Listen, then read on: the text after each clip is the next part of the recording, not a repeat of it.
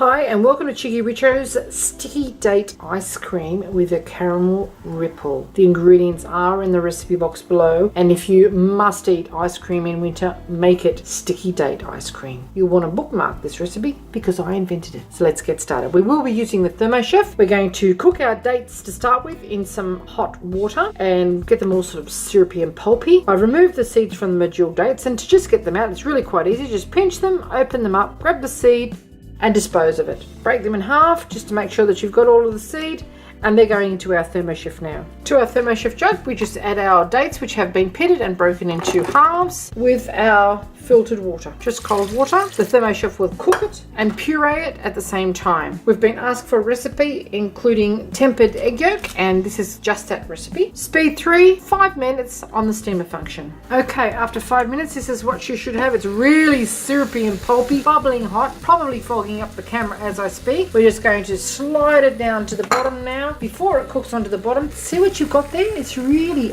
it's luscious. Okay, in with our milk. We're just using low-fat milk here, and you'll see it'll go quite caramelly in colour. Slide it all down. That's the rest of the cooking process because the milk is actually room temperature. You slide all that down there. And now we're going to cook that now, 80 degrees for another 2 minutes. And now we'll just bring that milk up to temperature. Scrape down the lid as well. You can see how well it's pureed that. Now you'll notice I haven't actually added any sugar to this mixture. The dates are really quite sweet and syrupy, but the sugar is going to come from our caramel ripple, which is going to be, too divine for words. Okay, just scrape it all down. Pretty hot, so don't burn yourself with this lot. And we just want to mix that all around now. 80 degrees, speed 2 for 2 minutes. Okay, after 2 minutes, this is what you should have. It's really quite a caramelly sort of colour now. Scrape down the sides again and make sure it's all well and truly combined, which it doesn't have any choice but to be. Add our vanilla extract there. That's our homemade vanilla extract. I'll show you that in a different video. And now we just get the world's largest whisk and whiz up our egg yolks, which have been separated from the egg whites. Mix all that up. Because this is a jug, it pours very readily. Take a bit of that mixture and just add it to the egg yolks,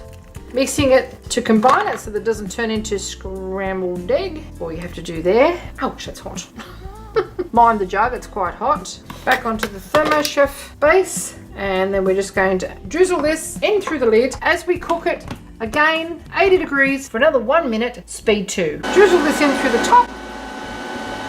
Okay, after 1 minute, this is what you should have. It's really quite a rich, delicious, frothy custard now. We're just going to decant that into a container, chill it thoroughly, make our caramel sauce, and then pop that into an ice cream maker. Now you can chill it until it's part frozen, then remove it from the freezer, beat it all up until it's quite creamy, throw it back into the freezer until it's half frozen, beat it up, do it about 3 or 4 times until you've got to break up all those ice crystals and you've got a really chilled, rich, creamy mixture. Or you can put it in an ice cream maker, which will incorporate air at the same time. So make it nice and fluffy. So just pour all that into our container. You can see there are absolutely no chunks of dates there whatsoever, just the fibre. So it's actually really quite good for you until you get to the caramel sauce, and then we sort of fall off the wagon a bit. But nothing stuck there. See that? The jug is quite clean inside. Just scrape it all out. I haven't actually had to stir this once except to just scrape down the sides. So it's really quite an easy recipe to make as well. Cover this, chill it until it's well and truly chilled, and then we're going to put it into the ice cream machine. Okay, it is time to make our caramel sauce. The reason that we're making it now is so that we can chill it and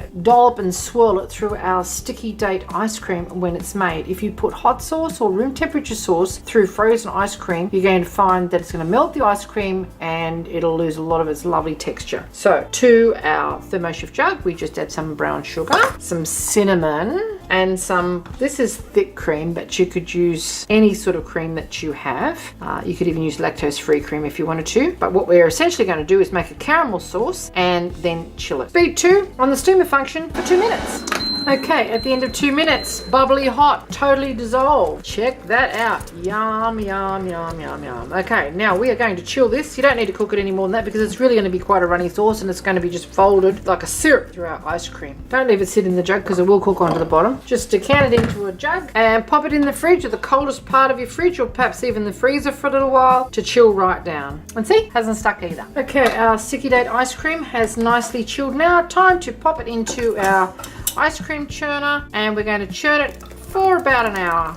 Okay, after 60 minutes, this is what you should have. You can see all the little specks of dates in there. It's really soft and creamy and fluffy. And we're going to dollop it in there with some blobs of our caramel sauce, which I promised has gone quite thick. And there it is there. As much or as little as you like. Put some in there.